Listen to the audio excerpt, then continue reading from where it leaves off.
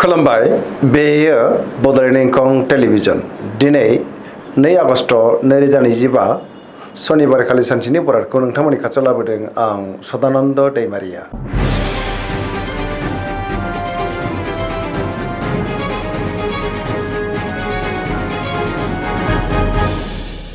सिगां फरायनो लादों मेष राशि गिबि हांखो अ ल दिनैनि साना जोबोर मोजां गोसोखौ दिनै जोबोर गोजोननाय मोनगोन सोरजोंबा बाख्नाय जानोबो हागौ सुथुरखौ दिनै गोरलैयैनो फेजेननोबो हागोन मावलांनाय खामानिफ्रा गोरलैयैनो मावफुंजानो हागौ गोसोनि साननायफ्रा मोगथाङाव जाफुंगोन देहाया दिनै मोजाङैनो थागोन बहानिफ्रायबा हरखाबै मोजां खौरांबो फैनो हागौ रांखावरियाव दिनै मोजां होनजायो गोबां धोन आरजिनो हागोन आरो मोननो गोनांखौबो मोननो हागौ बेफार फालांगियावबो मोजां होनजायो न'खराव बिसि-फिसायनि गेजेराव अननानै फैगोन बिदा फंबायनिफ्राय हेफाजाबखौ मोननो हागोन समाजावबो मान मोनगोन लाइमोनफ्रा दिनै जोबोर खुसि जागोन आरो गावबा गावनि गोसोनि साननायफोरखौ फोरमायलायनोबो हागोन फरायसाफ्रा दिनै फरायनायाव गोसो दुंखांगोन आरो मोजां फिथाइ मोननोबो हागोन पजिटिभ एनार्जिनि गोहोम गोग्लैगोन सरासनस्रायै दिनै साना जोबोर मोजां आरो मोजाङैनो बारग'लांगोन।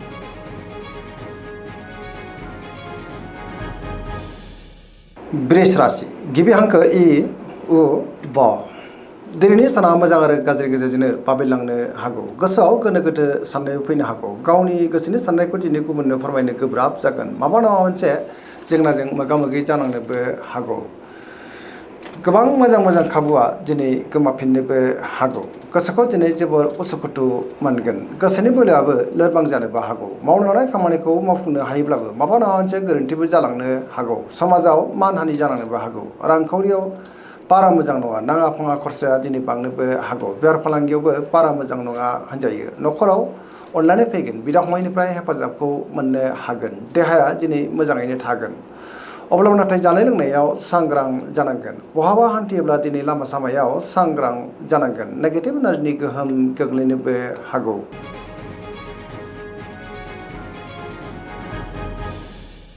मिथुन राशि गिबि हांखो क स दिनैनि साना जोबोर मोजां गावनि गोसोनि साननायखौ दिनै गुबुननो फोरमायनोबो हागोन गोसोआव गोथों आरो गोग्गो साननाय फैगोन सिगांनि बबेबा जेंनाखौ दिनै गोरलैयैनो सुस्रांनो हागोन पजिटिभ एनार्जिनि गोहोम गोग्लैगोन गोसोखौ दिनै जोबोर गोजोननाय मोनगोन गावनि गोसोनि साननायखौ गुबुननो फोरमायनो हानानै गोसोआव गोजोननाय फैगोन रांखावरियाव मोजां बेफार फालांगियावबो मोजां आयाबो बांनो हागौ मोननो गोनांखौबो दिनै मोननो हागौ समाजाव मान मोनगोन गोसोनि बोलोआ बांगोन मावनो लानाय खामानिखौ थि समावनो आरो गोरलैयैनो मावफुंनो हानानै गोसोआ दिनै जोबोर खुसि जागोन सोरबा लोगोनिफ्राय थोजासे हेफाजाबबो मोननो हागौ जायखि खामानि मावा मानो दिनै मोनफ्रोमबो खामानियावनो जाफुंसारगोन बहाबा हान्थिब्ला दिनै जोबोर मोजां आरो मोजाङैनो हान्थिनोबो हागोन लाइमोनफ्रा गावबा गावनि गोसोनि साननायफोरखौ दिनै फोरमायलायनोबो हागोन।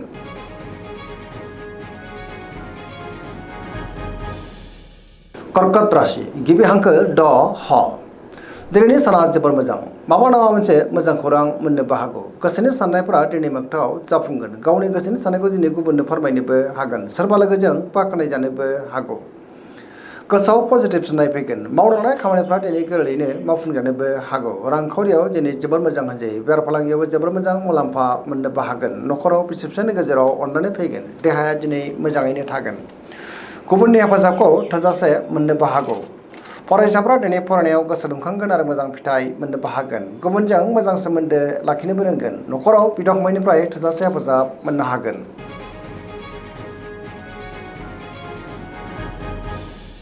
सिंह राशि गिबि हांखो म ट दिनैनि साना जोबोर मोजां गोसोखौ दिनै जोबोर गोजोननाय मोनगोन गोसोनि साननायफ्रा दिनै मोगथाङाव जाफुंनोबो हागौ मावनो लानाय खामानिखौ थि समावनो आरो गोरलैयैनो मावफुंनो हानानै गोसोआव दिनै जोबोर गोजोननाय फैगोन बहाबा दावबायोब्ला दिनै जोबोर मोजां आरो मोजाङैनो हान्थिनोबो हागोन दावबायनोबो खाबु मोननोबो हागौ रांखावरियाव दिनै जोबोर मोजां होनजायो बेफार फालांगियावबो दिनै जोबोर मोजां मुलाम्फा मोननो हागोन आरो मोननो गोनांखौबो मोननो हागौ गुबुननि गोसोखौ गोरलैयैनो बोनोबो हागोन न'खराव बिसि फिसायनि गेजेराव अननानै फैगोन गुबुननिफ्राय थोजासे हेफाजाबबो मोननो हागौ बयजोंबो गोरोबनो रोंगोन सिगांनि बबेबा आद्रा खामानियाबो दिनै गोरलैयैनो मावफुंजानोबो हागौ समाजाव गोबां मान मोनगोन गुबुनजों बाख्नाय जानो हागौ।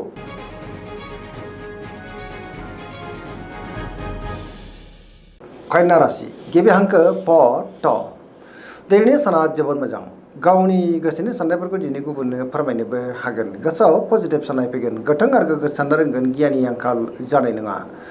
रांखावरियाव दिनै जोबोर मोजां होनजायो। बेफार फालांगियाव जोबोर मोजां मुलाम्फा मोननोबो हागोन। गावनि गोसोनि साननायफोरखौ दिनै गुबुननो फोरमायनोबो हागोन। देहाया मोजाङैनो थागोन, अब्लाबो नाथाय जानाय लोंनायाव सांग्रां जानांगोन। न'खराव बिदा फंबायनि हेफाजाबखौ मोननो हागोन। बिमाफोरनिफ्राय अननायफोरखौ मोननो हागोन। गोबां खामानियाव दिनै मुखुबबो थानो हागौ। सोरजोंबा बाख्नाय जानानै गोसोआ दिनै जोबोर खुसि जागोन आरो पजिटिभ एनार्जिनि गोहोम गोग्लैगोन। लाइमोनफ्रा गावबा गावनि गोसोनि साननायफोरखौ दिनै फोरमायलायनोबो हागोन।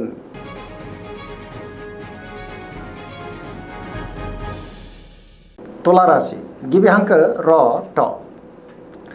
दिनैनि साना मोजां आरो गाज्रिनि गेजेरजोंनो बाबेलांनो हागौ। गोसोनि साननायफोरा देबार नांगोन। गावनि गोसोनि साननायखौ दिनै गुबुननो फोरमायनो गोब्राब जानोबो हागौ। मावनो हानाय खामानिखौ मावफुंनो हायोब्लाबो माबा नङा मोनसे गोरोन्थि जालांनोबो हागौ।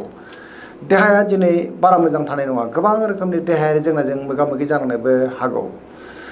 मोननो गोनांथारखौ दिनै मोननो हागौ। न'खराव बिसि फिसायनि गेजेराव एना एनिबो फैनो हागौ। समाजाव मान मोनगोन। बेफार फालांगियाव बारा मोजां नङा होनजायो। लोगोफोरनिफ्राय हेफाजाब लानांनोबो हागौ। गोदान थांखि लानो हानाय नङा। सेंग्रा सिख्लाफोरनि गोसोआ दिनै जोबोर उसुखुथु जागोन। गावबा गावनि गोसोनि साननायखौ दिनै फोरमायलायनोबो गोब्राब जानोबो हागौ। नेगेटिभ एनार्जिनि गोहोम गोग्लैनोबो हागौ। मोनफ्रोमबो बिथिङावनो दिनै सांग्रां जानाया गाहाम।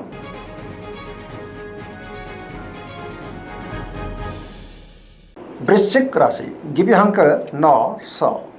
दिनैनि साना जोबोद मोजां। बहाबा दावबायनो एबा हान्थिनो खाबु मोननो हागौ आरो मोजाङैनो हान्थिनोबो हागोन। समाजाव लोगो लेवा बांगोन। गोबां मुंदांखा सुबुंजों दिनै बहाबा लोगो मोनज्लायनोबो हागौ। पजिटिभ एनार्जिनि गोहोम गोग्लैगोन। सोरबा लोगोजों बाख्नाय जानो हागौ। बहाबा हान्थिब्ला दिनै जोबोर मोजां आरो गुबुनजों मोजां सोमोन्दो लाखिनोबो रोंगोन। मावनो हानाय खामानिखौ गोरलैयैनो मावफुंनोबो हागोन। गुबुननिफ्राय दिनै थोजासे हेफाजाबबो मोननो हागौ। गोसोनि साननायफ्रा मोगथाङाव जाफुंगोन। गोसोनि बोलोआबो बांगोन। समाजाव मान मोननो हागोन। न'खराव दिनै बिसि फिसायनि गेजेराव अननानै फैगोन। रांखावरियाव जोबोर मोजां होनजायो। बेफार फालांगियावबो दिनै जोबोर मोजां मुलाम्फा मोननो हागोन। देहाया दिनै मोजाङैनो थागोन। गुबुननिफ्राय थोजासे हेफाजाब मोननोबो हागौ। फरायसाफ्रा दिनै फरायनायाव गोसो दुंखांगोन आरो मोजां फिथाइ मोननोबो हागोन। लाइमोनफ्रा जोबोर रमान्टिक जागोन आरो गावबा गावनि गोसोनि साननायफोरखौ दिनै फोरमायलायनोबो हागोन।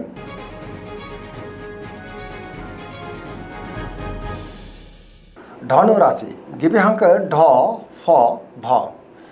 दिनैनि साना मोजां आरो गाज्रिनि गेजेरजोंनो बाबेनलांनो हागौ। गावनि गोसोनि साननायफोरखौ दिनै गुबुननो फोरमायनो गोब्राब जागोन। माबा नङा मोनसे जेंनाजों मोगा मोगि जानांनोबो हागौ। सुथुरनि गाज्रि नोजोर थानोबो हागौ। गोसोआव दिनै बेले बेजे साननाय फैगोन। गोसोनि साननायफ्रा देबार नांगोन। रांखावरियाव दिनै बारा मोजां नङा। नाङा फाङा खरसाया दिनै बांनोबो हागौ। आयनिख्रुइ खरसाया बांसिन जानोबो हागौ। गोबां धोन खहा जानांनोबो हागौ। बेफार फालांगियाव बारा मोजां नङा होनजायो। समाजाव मानहानि जानांनोबो हागौ। बहाबा हान्थिब्ला दिनै लामा सामायाव सांग्रां जानांगोन। देहाया मोजाङैनो थागोन, अब्लाबो नाथाय जानाय लोंनायाव सांग्रां जानांगोन। न'खराव बिसि फिसायनि गेजेराव एना एनिबो फैनो हागौ। गोसोनि साननायफ्रा दिनै गोरोबलायाबो जानो हागौ। लाइमोनफ्रा गावबा गावनि गोसोनि साननायखौ फोरमायलायनो हायोब्लाबो माबा नङा मोनसे जेंनाबो फैनो हागौ। नेगेटिभ एनार्जिनि गोहोमबो गोग्लैनो हागौ।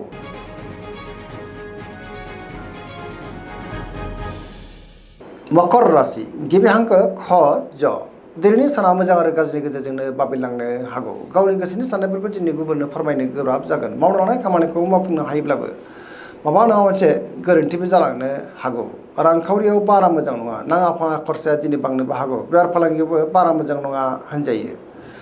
गुबुनजों मोजां सोमोन्दो लाखिनो दिनै गोब्राब जागोन। मोनफ्रोमबो खामानिखौनो मावनायाव सांग्रां जानांगोन। गोदान खामानियाव आखाइ होजेननो हानाय नङा। न'खराव बिदा फंबायनिफ्राय हेफाजाबखौ मोननो हागोन। बिमा बिफानि अननायफोरखौबो मोननो हागोन। सेंग्रा सिख्लाफ्रा दिनै गावबा गावनि गोसोनि साननायफोरखौ फोरमायलायनो हागोन। अब्लाबो नाथाय नेगेटिभ एनार्जिनि गोहोम गोग्लैनोबो हागौ। फरायसाफ्रा दिनै फरायनायाव गोसो दुंखांगोन आरो मोजां फिथाइ मोननोबो हागोन।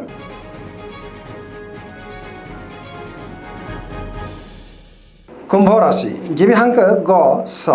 दिनैनि साना जोबोर मोजां।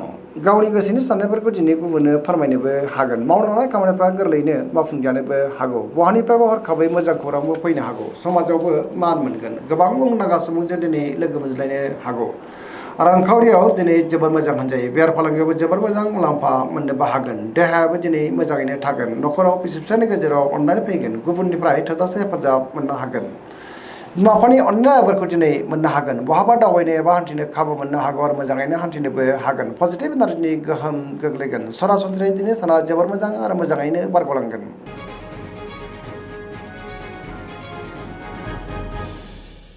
मीन राशि गिबि हांखो ड स दिनैनि साना मोजां आरो गाज्रिनि गेजेरजोंनो बाबेलांनो हागौ गावनि गोसोनि साननायखौ दिनै गुबुननो फोरमायनो गोब्राब जागोन गुबुननि थाखाय दिनै आबहावा जेंनायाव गोग्लैनांनोबो हागौ माबा नङा मोनसे जेंनाजों मोगा मोगि जानांनो हागौ गोसोआव नेगेटिभ साननाय फैगोन गोसोनि बोलोआबो दिनै लोरबां जानोबो हागौ गावनि गोसोनि साननायफोरखौ गुबुननो फोरमायनो गोब्राब जागोन देहाया दिनै मोजाङै थागोन अब्लाबो नाथाय जानाय लोंनायाव सांग्रां जानांगोन रांखावरियाव बारा मोजां नङा नाङा फाङा खरसायाबो दिनै बांनो हागौ सोरजोंबा रायखोमा जानोबो हागौ लाइमोनफोरनि गोसोआ दिनै जोबोर उसुखुथु जागोन फरायसाफ्रा दिनै फरायनायाव गोसो दुंखांगोन आरो मोजां फिथाइ मोननो हागोन बहाबा हान्थियोब्ला दिनै लामा सामायाव सांग्रां जानांगोन नेगेटिभ एनार्जिनि गोहोम गोग्लैनोबो हागौ। दिनैनि राशि फरायनाय एसेनोसै जोबनायाव बेखौनो खावलायो जाहाथे नोंथांमोना सानफ्रामबो जोंनि बे बड'लेण्ड इंखं टेलिभिजनखौ नायबाय थायो आरो साबस्क्राइब खालामो लोगोसे लाइक खालामो आरो शेयार खालामो एसेनोसै गोजोन्थों।